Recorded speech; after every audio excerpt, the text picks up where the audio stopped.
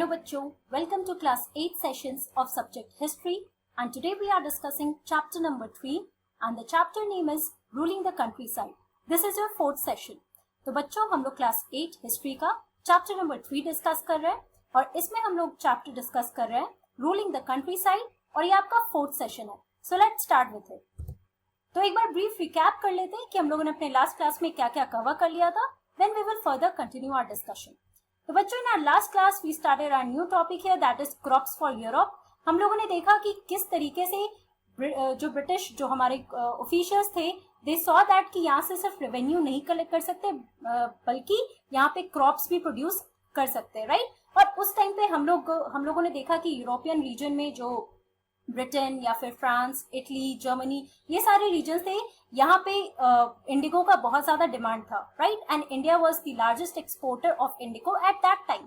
तो different regions में जो ब्रिटेन ऑफिशियल्स थे they started British officials they started forcing or persuading the cultivators to grow different crops in different regions, right. फिर indigo का demand जैसे जैसे बढ़ते गया तो ब्रिटेन ने देखा British they turn towards India for indigo here, right. उन लोगों ने देखा यहाँ पे the conditions are quite good and quite adequate for cultivating और फॉर प्रोड्यूसिंग इंडिगो.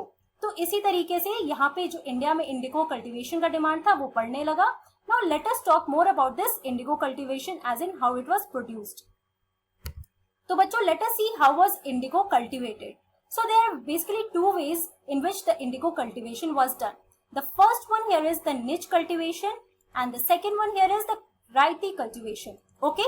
अब हम लोग एक एक करके डिस्कस करते हैं that what is the niche cultivation and what is the variety cultivation. Okay?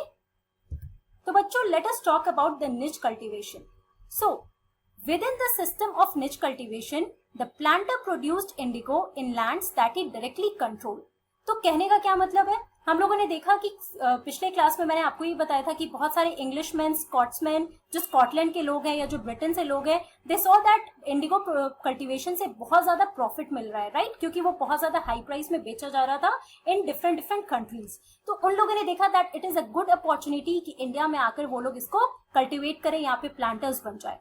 तो यहाँ पे जितने भी प्लांटर्स जो भी प्रोड्यूस कर रहे थे इंडिगो तो निच कल्टीवेशन के अंडर इस सिस्टम के under these planters they had their own land. उनका अपना एक लैंड था, एक उस जिसको वो डायरेक्टली ओन करते थे, डायरेक्टली कंट्रोल करते थे और उसी लैंड में वो इंडिगो को प्रोड्यूस किया जाता था, राइट. इसके लिए उन लोगों ने वो कल्टिवेटर्स और जो पेजेंट्स थे उनको हायर करते थे, चीप लेबर्स लेते थे, right, at a cheap rate और उसके बाद वो उन लोगों से अपना इंडिगो कल्टिवेशन कराते थे. So let us see. He either bought the land or rented it from other zamindars and produced indigo by directly employing hired laborers. तो क्या करते थे वो, या तो वो लैंड खरीद लेते थे, राइट, या फिर वो लोग रेंट पे ले लेते दूसरे जमींदार से. मतलब वहां पे जो जमींदार जिनके पास अपना एक लैंड हुआ करता था उनसे वो लोग रेंट पे ले लेते थे, उनको पे करते थे और यहाँ पे इंडिगो प्रोड्यूस करना उन्होंने शुरू किया and by directly employing hired labours. तो जो लेबर्स थे obviously they had to take them. Hired labours कहने का मतलब है कि उनको डेली वेजेस पे they used to work at these places यहाँ पे इंडिगो कल्टीवेशन शुरू करने के लिए. So this was the nij cultivation जहाँ पे जो एक प्लांटर है he directly own that land. या तो वो लोग खरीदते थे, नहीं तो वो लोग रेंट पे लेते थे दूसरे जमींदार से और वहां पे दे एम्प्लॉयड द हायर्ड लेबर्स जो लोग कल्टिवेट करते थे इंडिगो को. Okay, now here you can see this is the picture जहाँ पे लैंड डिग किया जा रहा है by the laborers, the hired laborers to grow indigo. Now let us see what was the problem with this niche cultivation. The planters found it difficult to expand the area under niche cultivation. तो जो planters जो लोग ये land own करते थे उन लोगों ने देखा that it was really difficult कि उस एरिया को वो लोग एक्सपैंड करे क्योंकि वो चाहते थे ज्यादा से ज्यादा प्रॉफिट हो. लेकिन लैंड जो वहाँ पे था बच्चों उनके पास बहुत ही लिमिटेड एरिया था तो उस एरिया को एक्सपैंड करने में उनको काफी डिफिकल्टी हो रही थी. Also Indigo could be cultivated only on fertile lands and these were all already densely populated. तो जैसे मैंने आपको बताया कि इंडिगो कहाँ पे सबसे अच्छे से ग्रो सकता है in the tropic areas and you know that India is a tropical place, right, tropical region में हमारा कंट्री। तो बच्चों यहाँ पे क्या होने लगा कि इंडिगो जो है सिर्फ फर्टाइल लैंड पे, जो जहाँ का लैंड बहुत ज्यादा फर्टाइल है और जहाँ वाटर अवेलेबिलिटी बहुत ज्यादा है, उस कंडीशंस में ही इंडिगो अच्छे से ग्रो हो सकता है। तो उन लोगों ने देखा जितने भी फर्टाइल लैंड्स है वो सारे के सारे बहुत ही ज्यादा डेंसली पॉपुलेटेड है, मतलब कि वहां पे पॉपुलेशन बहुत ज्यादा थी। So it was really difficult for them to expand that area even if they wanted to. Also labour was not easy to mobilise. तो उनके लिए लेबर्स, जो हायर्ड लेबर्स ये लोग लेते थे, एम्प्लॉय करते थे, उन लेबर्स को लाना भी उनके लिए काफी डिफिकल्ट होता था। It was not too easy for them to get all the labours easily for the cultivation of nij. क्यों? क्योंकि आप लोगों ने देखा कि agriculture was the mainstay even today in our country, that agriculture is the mainstay, the main occupation for all the peasants, right.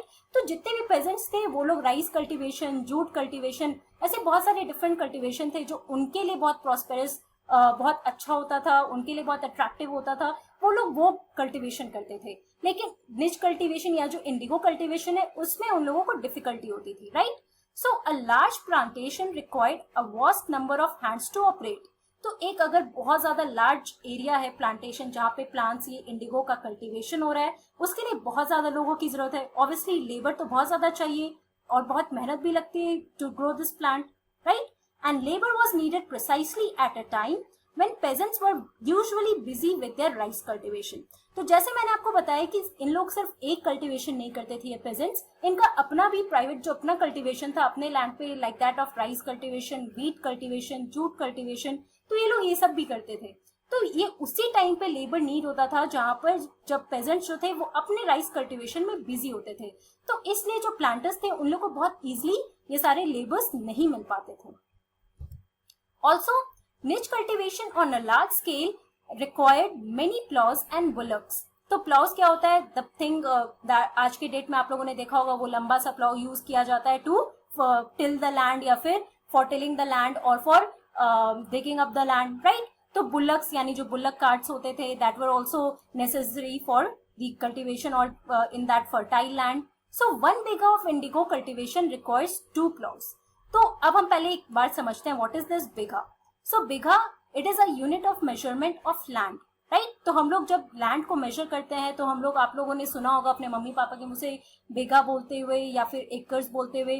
तो ये एक यूनिट ऑफ मेजरमेंट है लैंड का, okay. In Bengal the British standardised it to about 1/3 of an acre. तो सबसे बड़ा यहाँ पे एकड़ होता है, राइट, 1 एकड़ ऑफ लैंड। तो उसका जो 1/3%, जो 1/3 पार्ट है उसको इन लोगों ने स्टैंडर्ड वैल्यू मेजरमेंट दे दिया बीघा का, ओके। तो यहाँ पे जब इंडिगो कल्टीवेशन हो रहा है तो 1 बीघा लैंड अगर आप समझ लो उसमें 2 प्लाउज रिक्वायर्ड थे, राइट। तो आप देख रहे हो कि बहुत ज्यादा इनको प्लाउज की भी जरूरत थी, बुलक्स की भी जरूरत थी, but it was not available to them very easily. तो ये सारी डिफिकल्टीज थी when they were trying to cultivate indigo in the form of niche cultivation, okay। Now this is here the picture you can see, this is of the niche of the cultivation, indigo cultivation। ये लोग इस डिग में यहाँ पर देखो आप बैठे हैं और क्लोथ्स को डाई करते हैं। इंडिगो जब ये ग्रो करते हैं उसके बाद they are use for dyeing the cloth as I told you earlier. तो ये वो जगह एक फैक्ट्री है, okay, the indigo factory here, okay. Till the late 19th century planters were therefore reluctant to expand the area under niche cultivation। तो बच्चों अब हम लोगों ने प्रॉब्लम्स देखे निच कल्टीवेशन के। तो ये जो प्लांटर्स थे they were not able to expand their area, और उसके बाद फर्टाइल लैंड की भी जरूरत थी फॉर द निच कल्टीवेशन। तो वहां जो भी रीजन्स थे that were the fertile lands were densely populated. Labour को भी वो लोग इजिली मोबिलाइज नहीं कर सकते थे, जहां पे उनको जरूरत थी लेबर्स की उस टाइम पे peasants were busy doing the rice cultivation. तो ये सारे प्रॉब्लम्स थे, इसलिए जो planters till the late 19th century, मतलब कि आफ्टर द 1850s 60s, अगर हम उस ईयर की बात कर रहे हैं तो दे वर क्वाइट रिलक्टेंट। वो लोग बहुत ज्यादा दे वर नॉट हैप्पी और they were not motivated to expand their area under the nij cultivation. So less than 25% of the land producing indigo was under this system. तो लेस देन 25% ऑफ लैंड, जो भी fertile land है बच्चों, उसका 25% से less area जो था that was used for producing indigo in this nij cultivation. What is nij cultivation again? So जो लैंड जहाँ पे planters they are owning their controlling their land, उनका अपना एक लैंड है और वहां पे वो लोग डायरेक्टली कंट्रोल करते उस लैंड को, that is used for producing Indigo. वो लैंड कैसे लेते हैं? या तो वो खरीद लेते थे वो लैंड को, नहीं तो फिर वो जमींदार से रेंट पे लेते थे, and they used to hire this laborers that were cultivating the land. Okay, और ये सारी problems की वजह से सिर्फ less than 25% of land was there that was under the niche cultivation. Again, you can see this is the old picture of the factory, indigo factory, where this indigo cultivation was performed. तो अब बच्चों, जैसे मैंने आपको बताया कि indigo cultivation was done in two way. The first one was the niche cultivation and the second one was the raiti cultivation. अब हम लोग देखते हैं indigo on the lands of ryots. Okay, ryots आप लोगों ने देखा, जो cultivators थे, जैसे हम लोगों ने रैयत वाली system में देखा. Okay, अब उनके बारे में पढ़ते हैं. So under the raiti system, the planters forced the ryots to sign a contract, an agreement called satta. तो बच्चों, रायती सिस्टम में क्या होता था, जो प्लांटर्स थे दे फोर्स्ड, वो परसुएट कर रहे थे रायट्स यानी जो कल्टीवेटर्स थे उनको कि आप हमारे साथ एक कॉन्ट्रैक्ट साइन करो, एक अग्रीमेंट साइन करो, और उस अग्रीमेंट को सट्टा बोलते हैं. ओके, तो यहाँ पे आप देख रहे हो कि जो cultivators they were not willingly doing that work Indigo cultivation, उनको फोर्स किया जाता था कि आपको ये काम करना ही पड़ेगा by the planters. They also pressurise the village headman to sign the contract on behalf of the ryots.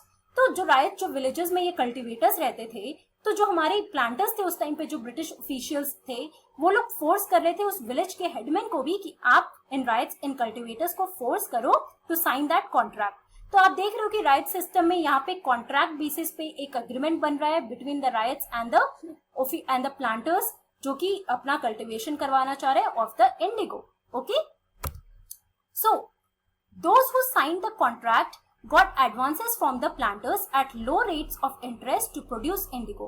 तो बच्चों, जो कल्टीवेटर्स ये कॉन्ट्रैक्ट को साइन कर रहे थे उनको एडवांस में कैश दिया जा रहा था बाय द प्लांटर्स, एक लो रेट इंटरेस्ट पे कि आप पहले एडवांस ले लो, बाद में यू कैन पे जब आपका प्रोडक्शन हो जाएगा इंडिगो का, right. So the loan committed the ryot to cultivate indigo on at least 25% of the area under his holding. तो अगर किसी कल्टीवेटर ने ये कॉन्ट्रैक्ट साइन कर दिया है, तो उस लोन की वजह से वो जो कल्टीवेटर है, he has to cultivate that indigo on 25% of the area that is under his holding. तो 25% का जो एरिया है पूरा लैंड का जो प्लांटर के पास है, वहां पे वो कल्टीवेटर को he had to produce indigo there. Okay, the planter provided the seed and drill while the cultivators prepared the soil, sowed the seed and looked after the crop. तो बच्चों, ये सिस्टम कैसे चलता था कि प्लांटर्स जो है वो सीड और ड्रिल्स जो भी नेसेसरी थे फॉर द इंडिगो कल्टीवेशन वो प्रोवाइड करते थे कल्टीवेटर्स को, और जो कल्टीवेटर्स थे वो सॉइल को प्रिपेयर करते थे, वो लोग सीड को सो करते थे और उसके बाद वो लोग क्रॉप्स को देखते थे, राइट. उनको लोन बेसिस पे पैसे दिए जाते थे फॉर ऑल दीज थिंग्स.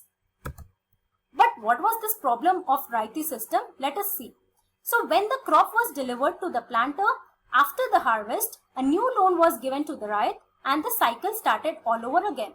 तो बच्चों, एक बार जब पूरा कल्टीवेशन हो गया है, क्रॉप जो the crop that was produced, the Indigo crop, तो वो सारे क्रॉप्स को जब कल्टीवेटर्स डिलीवर कर देते थे टू द प्लांटर, तो अगेन उनको एक दूसरा लोन दे दिया जाता था, एक फिर से एडवांस कैश में दिया जाता था, और फिर से ये साइकिल रिपीट होने लगी, right.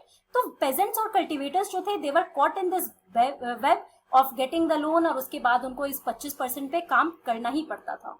So the price they got for the indigo they produced was very low and the cycle of loans never ended. तो बच्चों, लोन तो इन लोगों को बहुत लो इंटरेस्ट पे ये लोग देते थे, ओके, और उसके बाद जो प्रोडक्शन होता था इंडिगो का, जो प्राइस जो पेजेंट्स को मिलता था, दैट वाज वेरी लो. तो ऑब्वियसली ये लोग को बहुत ज्यादा प्रॉफिट नहीं हो रहा था, पेजेंट्स को बहुत कम पैसे मिल रहे थे इस चीज के लिए, और ये साइकिल ऑफ लोन जो था उनका ये खत्म ही नहीं हो रहा था. It was never ending process. So this was the problem that was faced by the ryoti system. Nij cultivation में हमने देखा, निच सिस्टम में क्या था कि लैंड जो था वो बहुत ज्यादा मिल नहीं रहा था to the planters to cultivate indigo, okay. और यहाँ पे जो है problems were for the ryots, for the cultivators, right. तो बच्चों, आज की क्लास में हम लोगों ने क्या पढ़ा? We talked about the nij cultivation and the ryoti cultivation. These are the two ways in which the indigo plant was cultivated. इन दोनों का आप लोगों ने डिफरेंस भी देखा. निच कल्टीवेशन जो है वो एक planter who own the land directly, control the land directly, उसमें वो कल्टीवेशन होता था. रायती में it was done with on a contract basis with the ryots और द कल्टीवेटर्स. नेक्स्ट क्लास में we are going to talk about the blue rebellion and what was it consequences. Okay, so that's all for today. Thank you very much.